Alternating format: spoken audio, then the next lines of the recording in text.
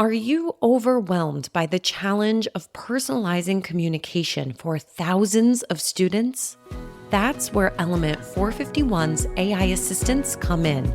From nudging prospective students to guiding those already on their journey, AI assistants don't just automate, they write, build, and optimize every step of your digital campaigns. Discover how at element451.com/AI team.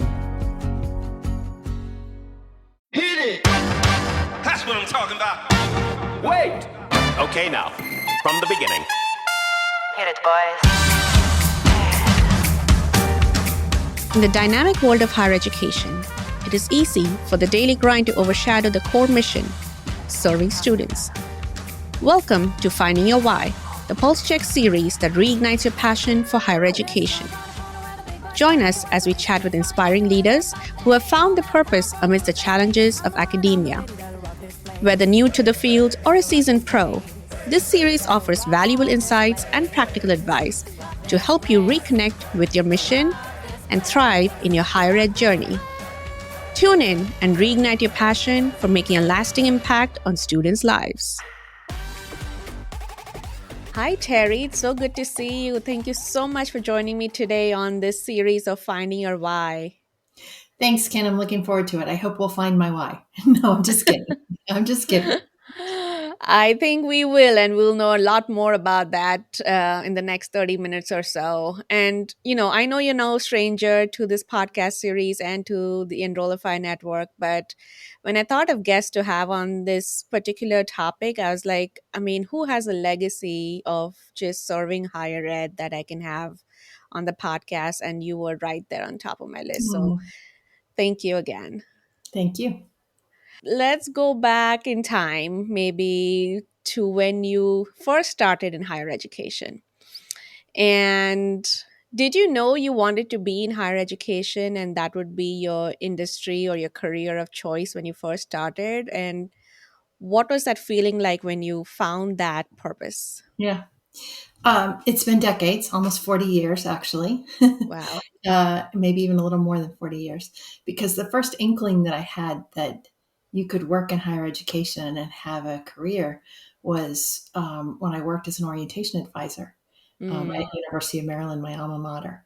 And I was surrounded by people who turned out to be some of the most exceptional student affairs professionals in higher education at the time. And they were very connected to associations and professional development for the field. And they took it upon themselves to encourage me to consider a career in higher ed, and specifically at that time, student affairs. And I was kind of blown away. I was an English major. I had kind of struggled to think about what I would do when I finished my undergraduate degree, but my paraprofessional roles in student affairs helped me kind of pave that path. So before I ever graduated with my undergraduate degree, I knew that this was something I wanted to do, and went directly into a master's program in something called College Student Personnel Administration. And it focuses on human development, particularly for students. So at that time, particularly for traditional age students, along with counseling and administration training, all the components of the work to think about how you intentionally design environments that will facilitate the development of students in college. That's really what is at the heart of the program. And so I've always been very tethered to thinking about the transformative role that our institutions can play and the direct link of our work to creating those environments that are really going to just change lives and in the process society. So it's been there a long time. I revisit it regularly. It's still there. The passion is just as strong. Yeah. So your start happened in student affairs, was it? Yes. I don't know that I even knew that. I Yeah. feel like I know you and I know so much about you, but every time I talk to you, I learn something new about you. Yep, my master's and my PhD are both in that program. It's one of the best in the country. I thought I would kind of grow up to be a dean of students or vice president of student affairs, but my mentor moved from student affairs into admissions where she led the admissions operation, and she encouraged me to just come try it. She said, I was working in resident life at the time in my first professional job, and she said, just come try it. If you don't like it, you can always go back to student affairs, but I think you might. And as a result of that, I got into the world of enrollment and recruitment. I was, one of the green deans, a road runner, as they call it, that would, uh, go out and meet students in schools and guidance counselors, et cetera, looking to identify prospects, mostly in person work at that point. And it was there that I discovered that this approach of marketing was coming into higher education mainly through admissions work. And I loved what it offered, and began pursuing a path that created opportunities for me to go from there.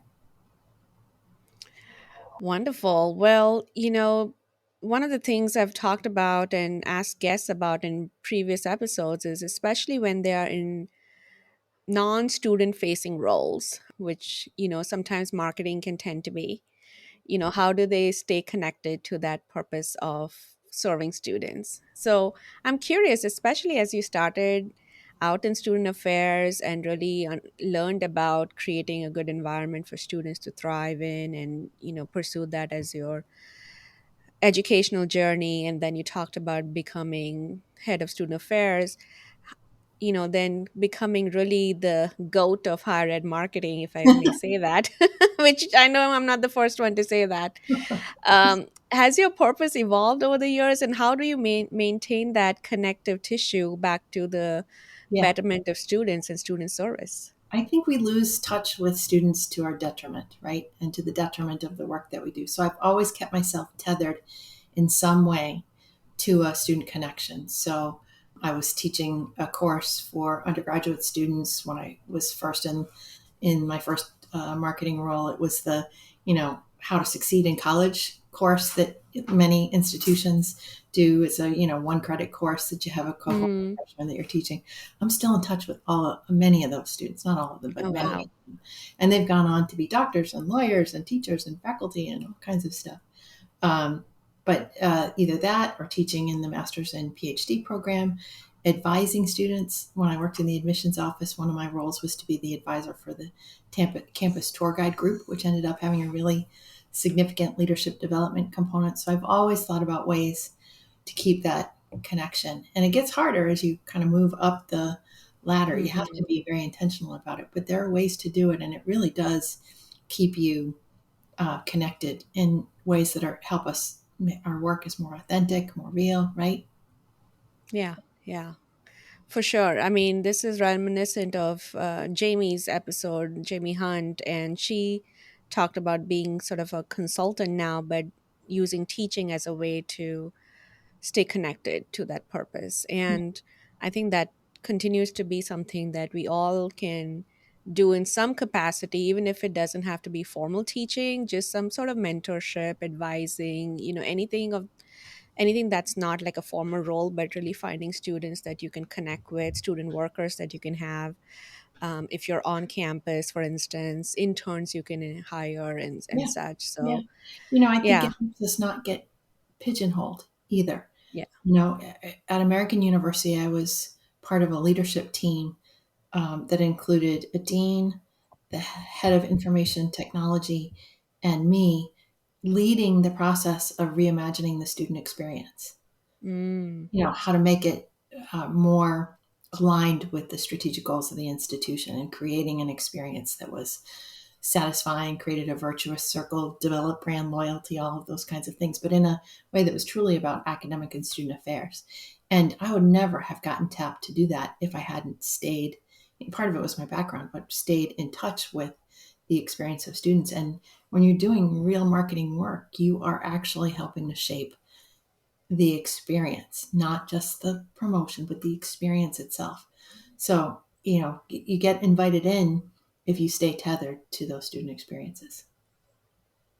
preach, Terry, preach. Mhm. Absolutely. It's more than promotion, and then staying connected on just university initiatives that you can collaborate and partner with. And yes, designing student experiences is really where marketing can add value. So I hope our listeners who are in the marketing field feel that there is more to what they can do and especially if they lend a hand and extend that partnership. Yes, exactly. So Terry, can you talk about your illustrious career, which is you said is more than 40 years, but was there any time during the transitions you made, the leadership transitions, the institutional transitions, where you had a moment of doubt if this is the industry where you wanted to be in? So not exactly, but I think I can look at it a little bit from the reverse.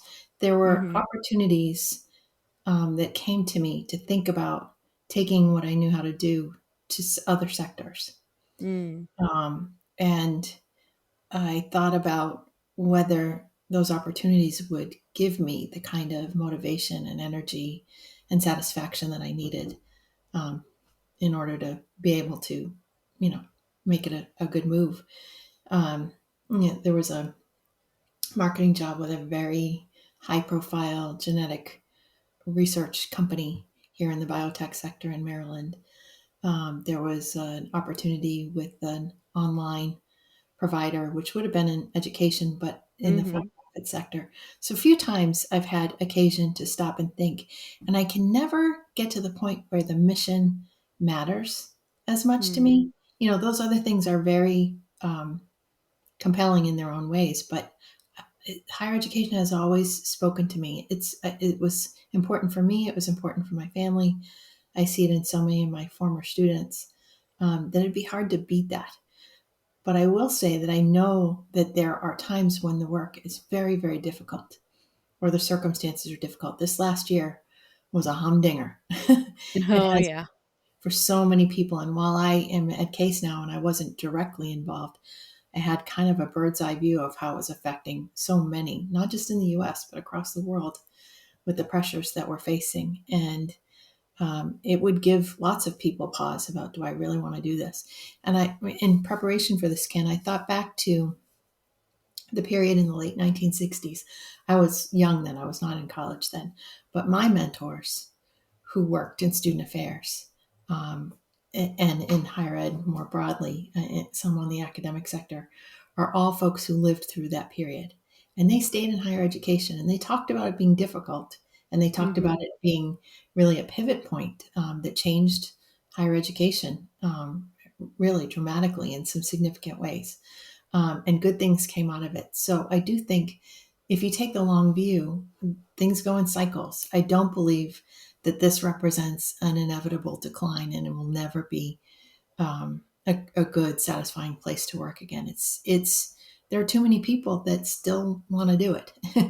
They still Yes. want to have the experience. There are lots of things that could be improved, but the demand is very much there, and it's because of the impact that it has. So I'm hopeful, even though I recognize that your listeners probably have had some of those thoughts, particularly recently, because it's been so challenging. And I would just encourage people to think, why are you here? What's the purpose? What drives you? And if it was there for you before, I am sure it will be there again. Yeah.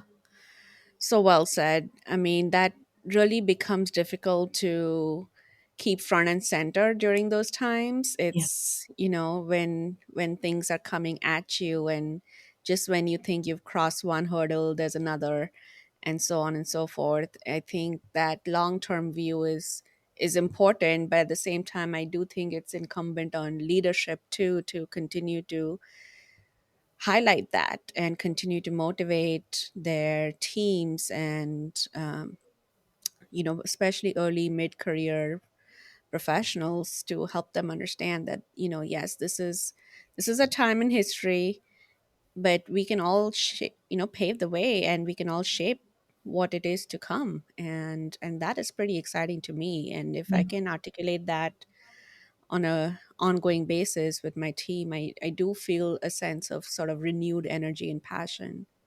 Yeah, I think you're exactly right. You're in a leadership role, and those of us who are leaders bear a responsibility for helping staff members who don't have quite as long a tenure or perspective to know that this isn't the norm.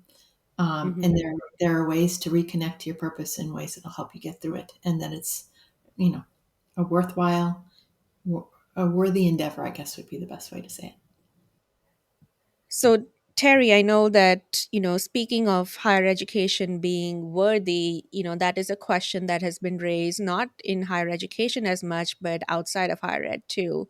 And that's something that you've been working on as at Case. I know I've been in some of those discussions, is really trying to balance the narrative about higher education that's out there because it seems pretty one sided if you Mhm. go to see, even though there's data and research that shows there is another side to the story. So, this ties back very well to this conversation we're having today that higher education matters and it's an industry where it's worth working in, which is what I'm really trying to drive home. But it's also an industry and an area that we cannot just discount for the benefit of the future. And so, talk to us a little bit about how those pieces are connected and what you're doing in that regard. Yeah.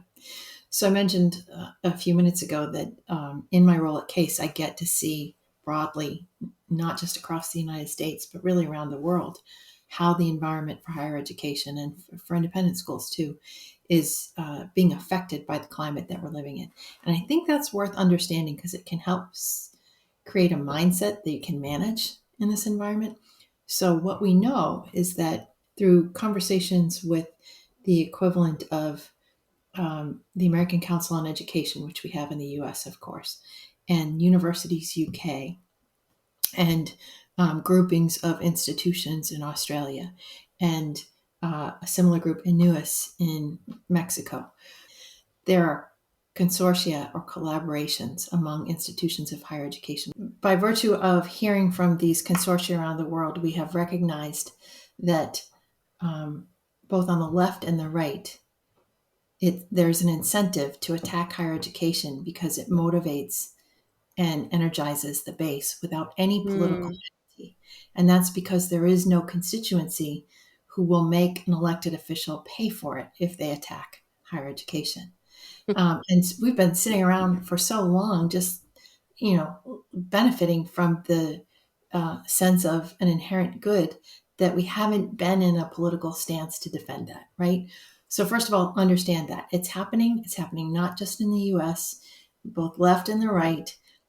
You can attack without penalty, and there's a political motivation for it. Then you notice that the folks in the United States, the electeds, are borrowing tactics from the folks in the UK who are borrowing from tactics in Latin America, etc. And you realize that one, we're just going to be in this environment, especially this year. This is part of why yeah. it's so hard right now. Two, that it behooves us to stay in touch with our colleagues around the world because we can Mm, plan for what might happen, right? You can anticipate some of what will happen next. mhm. And three, a big one for me is that there are many things we can do in the meantime to help equip our institutions to anticipate and respond. But for the big correction, for fixing this problem, it's a political problem, right? And Yeah. until higher education is ready for a political solution, not just a communication solution, but a political one, where it becomes inherently politically risky to attack higher education because there are constituencies that will rise up, they're going to keep doing it. Um, and it may not be as egregious in non election years, but that's why it's so difficult right now. So, the things that I can do in my environment and those in organizations like CASE is to provide resources. So, Discover the Next is an initiative that allows institutions to look at tools and tactics for conveying the story of the value of higher education in ways that are likely to be the most effective.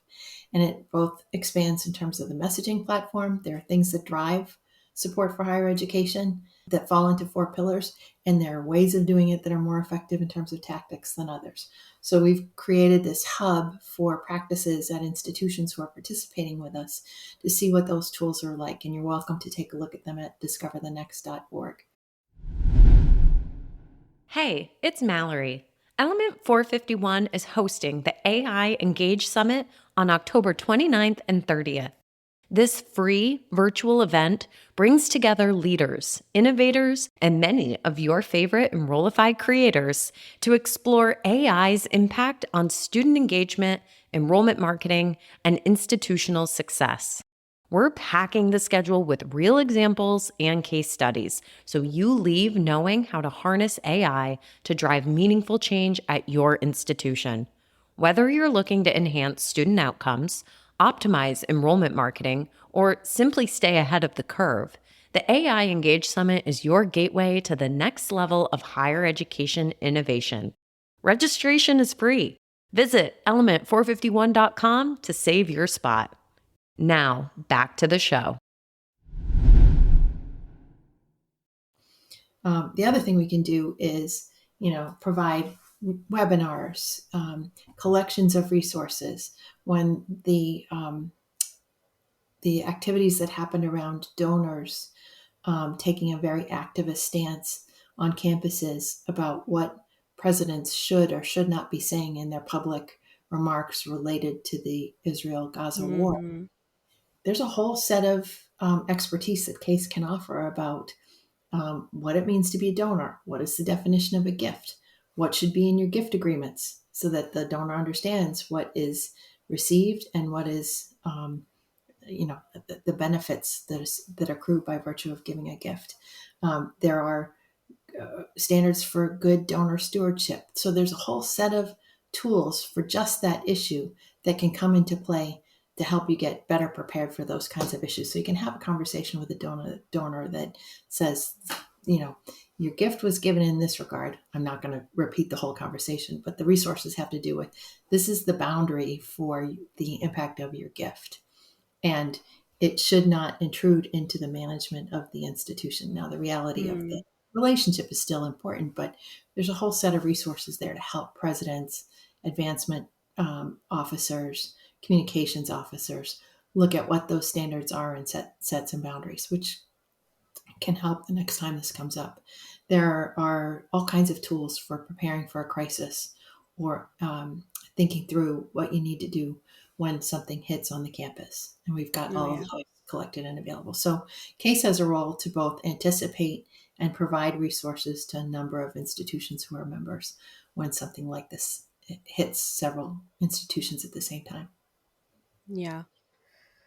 Wonderful. I mean, one of the things I've admired a lot about Case is global footprint and just the way it connects these different pieces. It's the global element that, as I call it, right? It's global, but then you localize to your Yes. area, and then those shared understandings we can develop, and the shared toolkits and resources. I mean, I when the conference we chaired in June, we had branding lessons from the UK and that were presented, and they were so relevant. And I wish more people would just really understand the impact of understanding each other's challenges and solutions, because yeah, we have those, and if we don't have those, we have organizations like Case and can provide those. Yeah.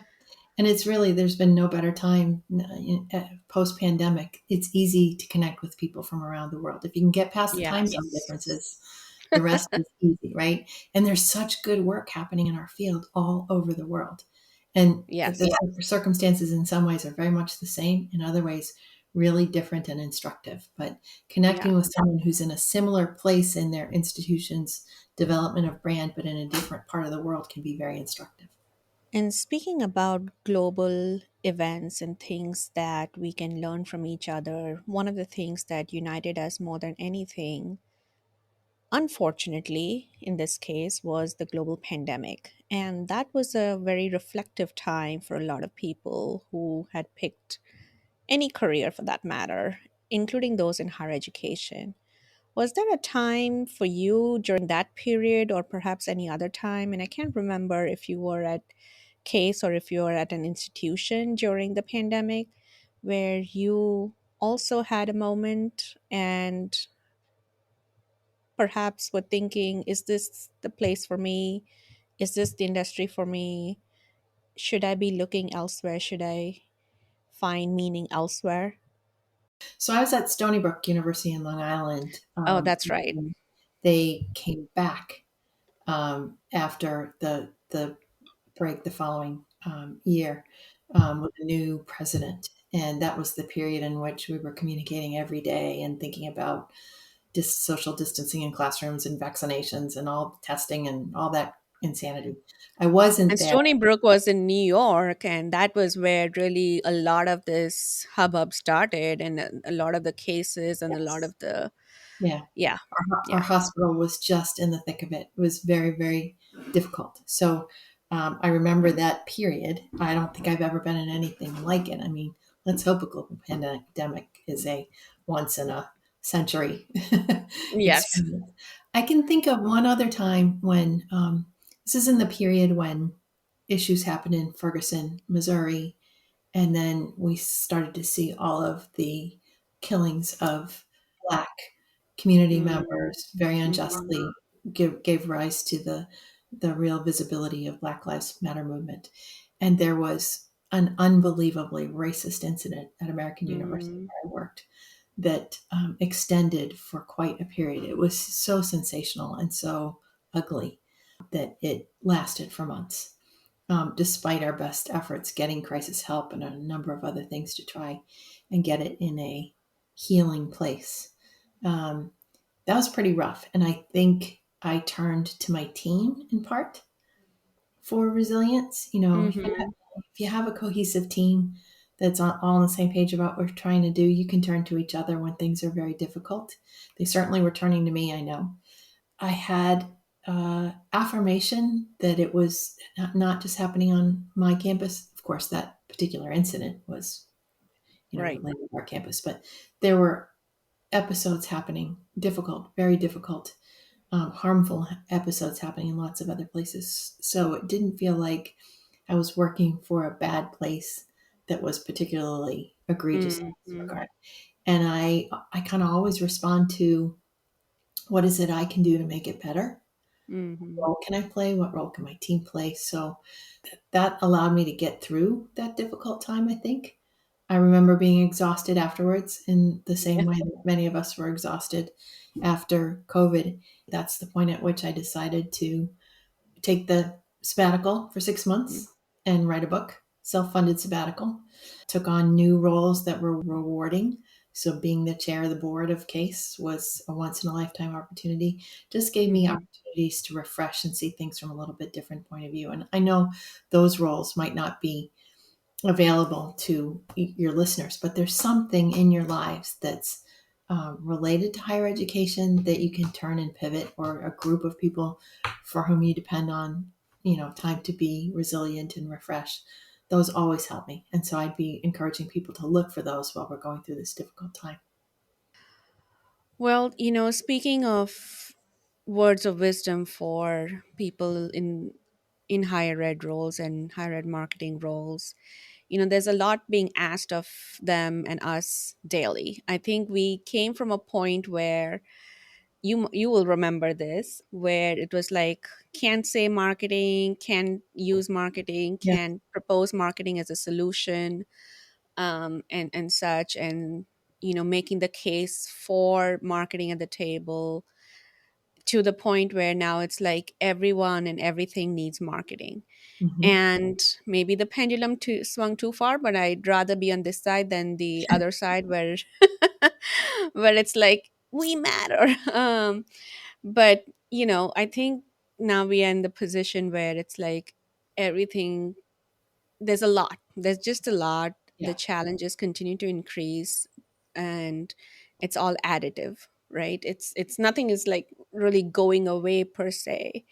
um in those moments, it's sort of very hard to kind of be like, okay, how do I balance my own mental health with what is expected of me as a professional during these times, because Hmm. I know I have to really really buckle up and be ready for what's to come.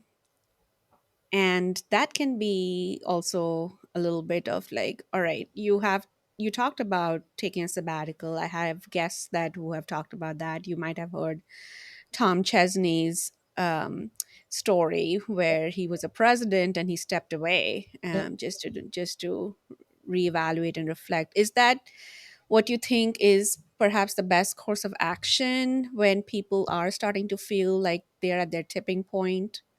Yeah.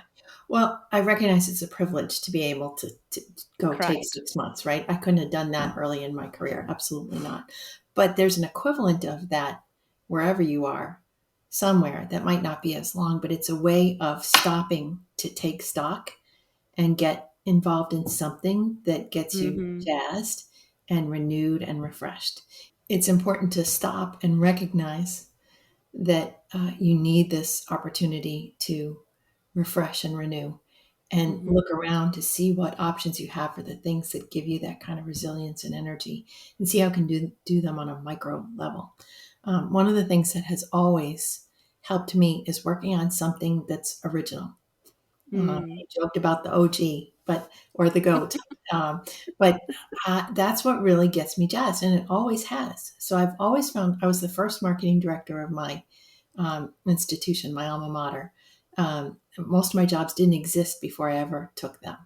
And Mm. I embraced and kind of ran to that because I love that in that ambivalence, you got all kinds of freedom to be creative, right? So Yeah. for me, one of the things is, can you create something that will leave things better than you found them and that really matter? And something you said a minute Mm-hmm. ago, it's great that people recognize that marketing matters now. We've come a huge way, right? Mm-hmm. But they don't know what marketing really is yet.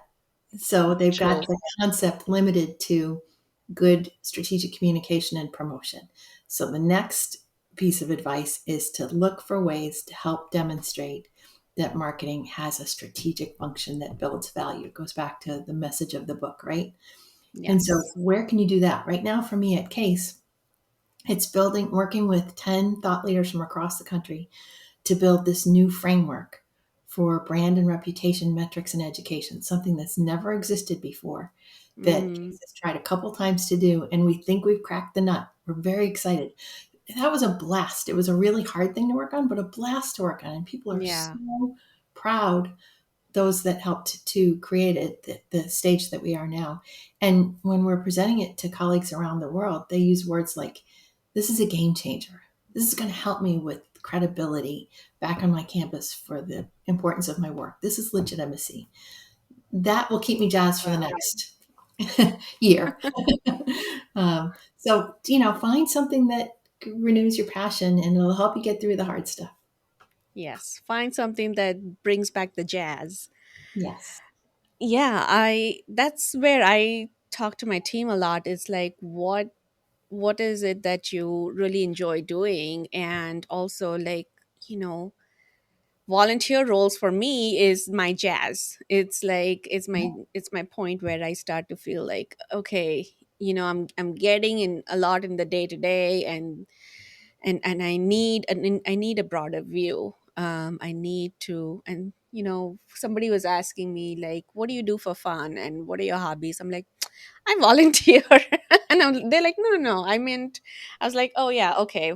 But Yeah. for me, it is something that gives me that type of joy that maybe some people get from like running or painting or, Yes. things like that. And, I'm not a runner, but I certainly will raise my hand anytime I've been asked to Right. volunteer for higher ed. So, Yes. yeah, it's just that keeping that perspective and finding that, and if it ends up being higher ed or higher ed adjacent, that's even better. Yeah. But sometimes it's even finding that creative outlet that will allow you to come back and be like, okay, let's try this at work. Yes. So let's be concrete about that for a minute. So you could submit a proposal for a program at a Case conference. You could join your local AMA chapter or PRSA chapter. Right. You could raise your hand if people are looking for volunteers to help be on the planning committee for a conference. You could provide your expertise to help build a course. that Mm-hmm. CASE is offering as a subject matter expert. There are all kinds of things like that. And really, it's just a matter of raising your hand and letting us know that you're interested in doing so, which, Ken, you've done over and over again for CASE. And it certainly benefited the profession and CASE for sure. But it's helped Thank you. you grow and renew and enjoy and get another perspective on your work, right? Yeah, absolutely. Absolutely. Well, what is your vision for the future of higher education, Terry, given your legacy in this field? And then how do you continue to center your purpose as you look at that future? Yeah. I'm bullish on higher education. I just am. This. I have a former president, Dan Mote, I used to work with, who pointed out that universities and the kind of teaching and learning we do have been around for 2,000 years. It's a pretty resilient uh, Mm-hmm. industry and a great career choice. So it's going to be there. It's going to change. We are in a revolutionary time, I think, honestly. Higher ed will not look like it looks now, even in another 10 years. If that excites you and you want to be part of creating what it looks like, there's all kinds of opportunity. And we're in no better position right now. We're being trusted at our institutions because we have the relationships. We understand the wide view of the institution, Mm-hmm. kind of from an enterprise level. We have trust in many cases. The people that got tapped to help lead the COVID response um, Yep. teams or had played a significant role in them were tapped because of what we already know how to do. There's going to be other opportunities like that. And if you look for them, there will be opportunities to contribute to what that future looks like. I can't tell you, I can't look in my crystal ball and tell you exactly what it'll look like. But if I look backward and past his prologue, 40 years later, marketing in higher education is a huge part of leadership of the institution. It has a very Yep. respected role. Um, Leaders are hungry to learn how to resource, measure, organize this work because they know how crucial it is. That's a huge change from the time that I started in this work. And so there's an opportunity to help write what that next chapter is. And I hope people can be centered around that because it will be, I think, very exciting. Is that a hint for a new book? Or Sure, you can write it. well, Terry, this has been fantastic as I knew it would be. I really, really appreciate your sharing your wisdom of your legacy and what you've learned, but also just staying so committed and passionate about this and finding joy and meaning in your day to day work. You've had an illustrious career and a varied career, all higher education, even writing a book on higher education, teaching a master class on higher education, marketing. I mean, you name it, you've done it. And your positive outlook on the future of higher education is so inspiring, and I'm sure it's going to inspire listeners as well. So thank you so I hope much. so. If anybody needs a refresh of their mindset, give me a shout. There you go. There you have it.